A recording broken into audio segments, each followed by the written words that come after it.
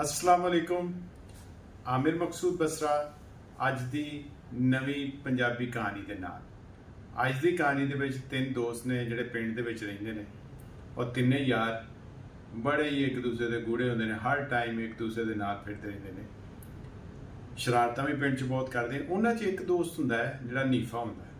हुण नीफा की हुंदा है, ਉਹ ਸੁਣਦਾ ਵੀ ਬਹੁਤ ਹੀ ਥੋੜਾ ਹੈ, ਉਹਨੂੰ ਸੁਣਿਆ ਵੀ ਬਹੁਤ ਘੱਟ ਜਾਂਦਾ ਹੈ ਤੇ ਨਜ਼ਰ ਵੀ ਉਹਨੂੰ ਬੜਾ ਹੀ ਥੋੜਾ ਆਉਂਦਾ। ਖਾਸ ਤੌਰ ਤੇ ਸ਼ਾਮ ਨੂੰ ਤੈਨੂੰ ਬਿਲਕੁਲ ਨਹੀਂ ਆਉਂਦਾ ਨਜ਼ਰ। ਇੰਨਾ ਕੁ ਆਉਂਦਾ ਸੀ ਕਿ ਬਸ ਅੰਦਾਜ਼ੇ ਹੀ ਹੁੰਦੇ ਸੀ ਕਿ ਹਾਂ, ਔਰ ਸੁਣਦਾ ਵੀ ਇੰਨਾ ਕੁ ਹੀ ਹੈ ਕਿ ਉਹ ਵੀ ਅੰਦਾਜ਼ੇ ਦੇ ਨਾਲ ਹੀ ਗੱਲ ਸਮਝਦਾ, ਉਹਨੂੰ ਜੋ ਸਮਝ ਆਉਂਦੀ। ਉਹ ਤਿੰਨੇ ਮਿਲ ਕੇ ਪ੍ਰੋਗਰਾਮ ਬਣਾਉਂਦੇ ਨੇ, ਯਾਰ ਅੱਜ ਖੋਤੀ ਨਾ ਖੋਲੀਏ ਘੁਮਿਆਰ ਦੀ ਤੇ ਜੋ ਕਿਤੇ ਸਵਾਰੀ ਕਰੀਏ। ਉਹ ਇਹਨਾਂ ਕੋਲ ਰੇਹੜੀ ਤੇ ਖੋਤੀ ਜਿਹੜੀ ਨਾ ਘੁਮਿਆਰ ਦੀ, ਉਹਦਾ ਸਮਾਨ ਸਮੂਨ ਚੁੱਕਦੇ ਨੇ ਤੇ ਉਹ ਜੋ ਲੈਂਦੇ ਨੇ। ਹੁਣ ਨੀਫਾ ਚੂੰਕਿ ਉਂਝ ਵਿਚਾਰੇ 'ਚ ਬੜੀ ਕਮਜ਼ੋਰੀਆਂ ਹੁੰਦੀਆਂ ਤੇ ਉਹਨੂੰ ਅੱਗੇ ਲੱਗਣ ਦਾ ਵੀ ਬੜਾ ਸ਼ੌਕ ਹੁੰਦਾ। ਉਹ ਕਹਿੰਦਾ ਜੀ ਖੋਤੀ ਰੇਹੜੀ ਮੈਂ ਚਲਾਉਣੀ ਹੈ। ਉਹ ਖੈਰ ਉਹ ਵਿਚਾਰੇ ਕਹਿੰਦੇ ਨੇ ਕੀ ਚਲਾ ਲਿਆ ਵੀ। ਹੁਣ ਉਹ ਬਹਿ ਜਾਂਦਾ, ਉਹ ਕਹਿੰਦੇ ਨੇ ਚਲਾ। ਹੁਣ ਖੋਤੀ ਤੇ ਹਿਲਦੀ ਨਹੀਂ ਉਹਦੇ ਕੋਲ। ਉਹ ਜਦੋਂ ਵਹਿੰਦਾ ਉਹਨਾਂ ਨਾਲ ਤੇ ਉਹ ਇੰਝ ਦੇ ਇਸ਼ਾਰੇ ਕਰਦੇ ਨੇ, ਇੰਝ ਦੇ ਕਿ ਚੱਲ ਇਹਨੂੰ ਸੋਟੀ ਮਾਰ।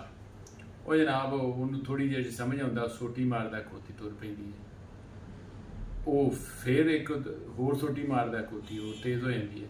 ਦੋ ਚਾਰ ਸੋਟੀਆਂ 'ਚ ਖੋਤੀ ਜਿਹੜੀ ਹੈ ਦੌੜਨ ਲੱਗ ਪੈਂਦੀ ਹੈ ਤੇ ਪਿੱਛੇ ਬੈਠੇ ਯਾਰਾਂ ਦੇ ਲੱਗਣ ਲੱਗ ਪੈਂਦੇ ਨੇ ਜੰਪ। ਉਹ 'ਚ ਕਿਹੜੇ ਸ਼ਾਟਸ ਹੁੰਦੇ ਨੇ।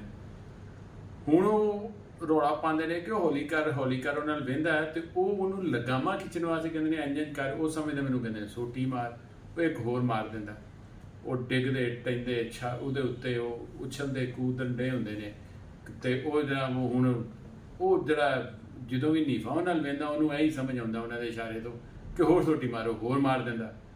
ਉਹ ਪਿੱਛੇ ਨੁਕਰੇ ਲੱਗੇ ਹੁੰਦੇ ਨੇ ਰੇਹੜੀ ਦੇ ਤੇ ਵਿਚਾਰੇ ਲੱਗੇ ਉਹਨੂੰ ਵਾਦਾ ਮਾਰਨ ਡੇ ਹੁੰਦੇ। ਉਹਨੂੰ ਕਿਹੜਾ ਇੰਨਾ ਸੁਣਿਆ ਜਾਂਦਾ, ਬਸ ਉਹਨੂੰ ਤਾਂ ਇੰਨਾ ਹੀ ਅੰਦਾਜ਼ਾ ਹੁੰਦਾ ਵੇਖ ਕੇ ਕਿਉਂ ਆਂਦੇ ਕੀ ਨੇ। ਉਹ ਜੋ ਹੀ ਉਹਨੂੰ ਰੋਕਣ ਦਾ ਇਸ਼ਾਰੇ ਉਹ ਰੌਲਾ ਪਾਉਣ ਦੇ ਹੁੰਦੇ ਨੇ। ਵਿਚਾਰੇ ਡਿੱਗਦੇ ਟੈਂਦੇ। ਤੁਹਾਨੂੰ ਪਤਾ ਖੋਤੀ ਰੇਹੜੀ ਦੇ ਉੱਤੇ ਸੜਕਾਂ ਕਿਹੜੀ ਪਏ ਬਣੇ ਹੁੰਦੇ ਨੇ ਪਿੰਡਾਂ 'ਚ। ਉਹਦੇ ਵਿੱਚ 100 ਟੋਏ ਟਿੱਪੇ ਹੋਏ ਛੜੱਪ ਹੁੰਦੇ, ਵਿਚਾਰੇ ਛਾਲਾਂ ਮਾਰਦੇ ਉਹਦੇ ਉੱਤੇ ਟੱਪਦੇ ਟੁੱਪਦੇ ਉਹਨੂੰ ਇਸ਼ਾਰੇ ਕਰਨ ਦੇ ਹੁੰਦੇ ਨੇ। ਉਹ ਸੋਟੀ ਤੇ ਸੋਟੀ ਵਾਂਡਿਆ ਹੁੰਦਾ। ਹੁਣ ਵੇਖੋ ਜਾਂ ਖੋਤਾ ਮਰ ਜਾਏਗਾ ਵਿਚਾਰਾ, ਜਾਂ ਰੇਹੜੀ ਟੁੱਟ ਜਾਏਗੀ, ਜਾਂ ਉਹਨਾਂ 'ਚ ਕੋਈ ਡਿੱਗ ਕੇ ਕੋਈ ਸੱਟਾਂ ਲਵਾਉਣਗੇ। ਹੁਣ ਬਣਦਾ ਕੀ ਹੈ, ਕਿਉਂਕਿ ਘੱਟ ਸੁਣਨ ਨਾਲ ਔਰ ਘੱਟ ਨਜ਼ਰ ਆਉਣ ਨਾਲ ਬੜੀਆਂ ਚੀਜ਼ਾਂ ਰਹਿ ਜਾਂਦੀਆਂ ਨੇ।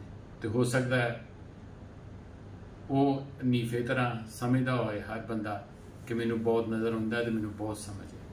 ये वाला आर्टिकल आपने देखा, ये वाला आर्टिकल शलवार कमीज़ का ग्रे के नाम से हमारे मकसूद.pk पर शलवार कमीज़ के टैब में ग्रे शलवार कमीज़ के नाम से है और 4500 में।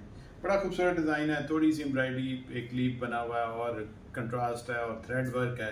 आपको बहुत पसंद आएगा। जस्ट 4500 में मकसूद.pk पर शलवार कमीज़ की टैब में।